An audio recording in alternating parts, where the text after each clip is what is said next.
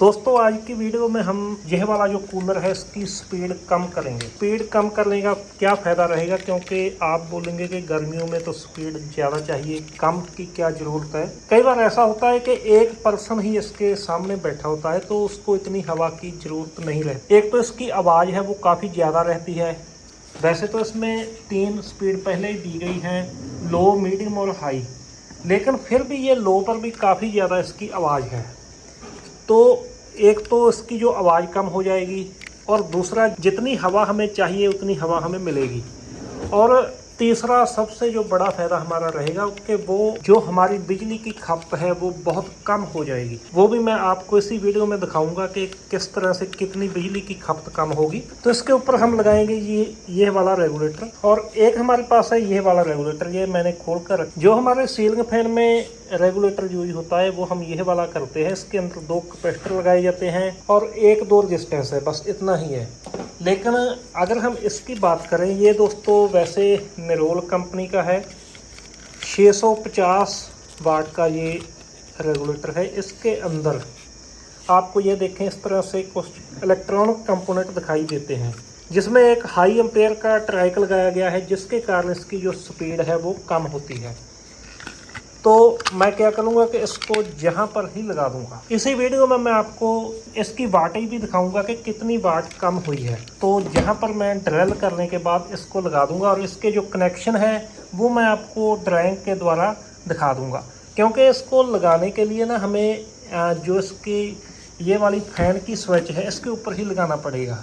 अगर हम मेन पर लगाएंगे तो जो पानी है, जो इसके अंदर टुल्लू पंप लगे हुए हैं, इसकी वोल्टेज कम होने से फिर ये पानी नहीं उठा पाएगा। तो जो टुल्लू पंप है इसको हम डायरेक्ट सप्लाई देंगे 220, और जो इसकी मोटर है इसको हम वोल्टेज कम करके देंगे। तो जहाँ पर हम एक होल कर लेते हैं, उसके बाद हम इसको कस देंगे।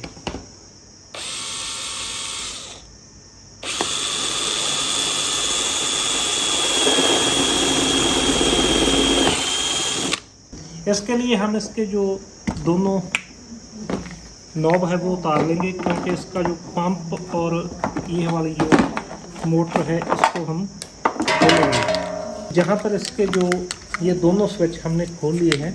तो दोस्तों चलिए हम इसके कनेक्शन करते हैं। जैसा कि आप देख रहे हो कि जहाँ पर 2 स्विच हैं, एक है जो पंखे का फैन का स्विच और एक है पानी उठाने वाली मोटर का। तो हमने जहाँ पर एक एनिमेशन द्वारा आपको ये बताने की कोशिश की है। ऊपर आप देख रहे हो कि ये फैन है और उसके नीचे एक पानी उठाने वाली मोटर हमने लगाई है, और ये दोनों ही मोटर 220 वोल्ट एसी सप्लाई जो हमारे घर में है उसके ऊपर चलती है। तो जहाँ पर मैंने एक प्लग बना दिया है और 2 स्विच बना दिए हैं। एक स्विच है फैन मोटर का और जो दूसरा स्विच है वो है पानी वाली मोटर का। तो दोस्तों जो पानी वाली मोटर और फैन मोटर है दोनों का कॉमन एक ही रहेगा, जिसको मैं एक ब्लैक वायर से जहाँ पर ड्राइंग कर दिया है। और जो जहाँ पर आप लाल रंग की ये लाइन देख रहे हो, ये दोस्तों फेज है। ये दोनों का कॉमन मैंने ये स्विच को लगा दिया है। दोनों स्विच को हमने एक जगह कॉमन कर दिया है। अब उसके बाद जो नीचे वाला स्विच है ये चलाएगा सीधा 220 वोल्ट के द्वारा पानी वाली मोटर को, और जो ऊपर वाला स्विच है ये दोस्तों रेगुलेटर से होता हुआ जो फैन मोटर है उसको चलाएगा। क्योंकि हमने जो पानी वाली मोटर है इसको 220 वोल्ट सप्लाई देनी है, और जो फैन मोटर है उसकी सप्लाई हमने रेगुलेटर से कम करनी है। तो ये दोस्तों सिंपल से कनेक्शन मैंने यहाँ पर करके आपको दिखाई है। तो इसके बाद दोस्तों जहाँ पर हम कनेक्शन करते हैं, जैसा कि आप मेरे हाथ में ये वाला जो स्विच देख रहे हो जिसमें ब्लू वायर है, कोई भी कूलर होगा अगर दोस्तों उसमें जो ब्लू वायर है वो उसकी मेन वायर होती है। तो जो मेन वायर के साथ ही जो मैंने जैसे कनेक्शन में दिखाया था पहले एनिमेशन में, वहाँ पर हमने रेड वायर दिखाई थी। तो जो रेड वायर है ये पीछे से मेन लीड से आ रही है, और जो इसकी ब्लू वायर है वो फैन मोटर की है जी। तो हमने उसको अलग कर दिया है, और जहाँ पर ब्लू वायर हमने उतारी थी वहाँ पर ही हमने ये रेगुलेटर की ग्रीन वायर लगा दी है, क्योंकि हमने सीरीज में इसको लगाना है। और जहाँ पर हमने लगाना है ये दोस्तों 3.17 हो गए। एक तो मेन लीड से हो गया, एक फैन मोटर को चला गया और एक स्विच के जरिए इसको चला गया पानी वाली मोटर को। तो हमने उसके ऊपर ये तीनों वायर यानी कि 2 वायर और तीसरा पॉइंट हो गया स्विच का एक साथ जोड़ दिए हैं। अब दोस्तों जो हमने ब्लू वायर स्विच से उतारी थी उसके साथ हम रेगुलेटर जोड़ देते हैं। अब दोस्तों इतना ही कनेक्शन है। उसके बाद हम इसके ऊपर टेप करके इसको कस देंगे। तो जैसा कि मैंने पहले ही बताया कि हमने फैन मोटर को वोल्टेज कम देने हैं और जो पानी वाली मोटर है उसको हम 220 वोल्ट सीधे सप्लाई देनी है, क्योंकि उसकी जो पानी की जो लगातार कंटिन्यू चलता रहे उसका जो फ्लो है। तो जहाँ पर हम इसको फ्रंट में कस देंगे। ये दोस्तों 650 वाट का रेगुलेटर है और जो हमारा कूलर की मोटर है मैं अभी आपको चेक करके दिखाऊंगा फुल स्पीड के ऊपर। आपने देखना कि जो इसकी स्पीड है और फुल स्पीड के ऊपर ये दोस्तों तकरीबन 260-70 वाट के आसपास बिजली खाएगा। तो इसमें 3 स्पीड है। सबसे पहले ये बिल्कुल ऑफ में है, तो इसके बाद अब मैं इसको बिल्कुल लो स्पीड में चला रहा हूँ। और जो साथ में ये वाला पंप का स्विच है ये भी हम चलाएंगे।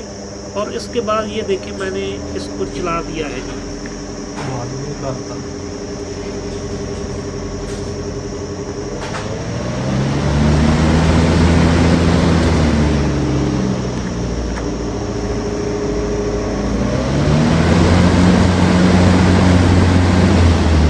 तो जैसा कि अभी आप स्पीड देख रहे हो कि स्पीड इसकी कम से होकर बिल्कुल 0 से होकर फुल स्पीड तक जा रहा है। तो अब हम इसके वाट ही देखते हैं। अभी जो मोटर है ये हाई स्पीड के ऊपर है और मैं जहाँ से भी फुल कर देता हूँ और जहाँ पर आप देखें कि 215 वोल्टेज आ रहे हैं और जो इसकी वाटेज है वो 260 वाट ये बिजली खा रहा है अभी फुल स्पीड में, हाई स्पीड में। उसके बाद मैंने एक नंबर कम कर दिया, अभी मीडियम में है।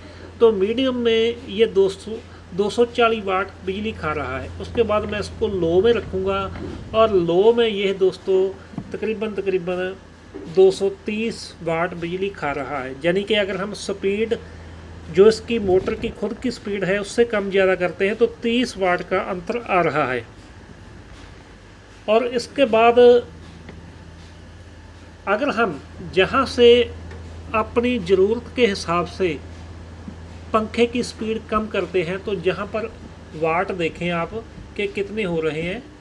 अभी तकरीबन मैं टेबल फैन से अभी ज़्यादा है इसकी जो स्पीड और जो इसके वाट है वो 260 से 100 तकरीबन 50 के आसपास आ चुके हैं जी। इतने वाट कम हो चुके हैं, तकरीबन 100 वाट हमारी बचत कर रहा है अभी ये रेगुलेटर लगाने से। कई बार ऐसा होता है कि हमको 1% कोई हवा लेनी है तो फिर हम ये काम कर सकते हैं। और दोस्तों इसका मोटर के ऊपर कोई भी लोड नहीं पड़ेगा क्योंकि रेगुलेटर इसी काम के लिए ही लगाया जाता है। तो जो टुल्लू पंप है दोस्तों इसकी तकरीबन 15 वाट होते हैं। इस तरह से आप अपने कूलर की स्पीड कम कर सकते हैं। आज की दोस्तों वीडियो हमारी इतनी ही थी। देखने के लिए आपका बहुत बहुत थैंक यू।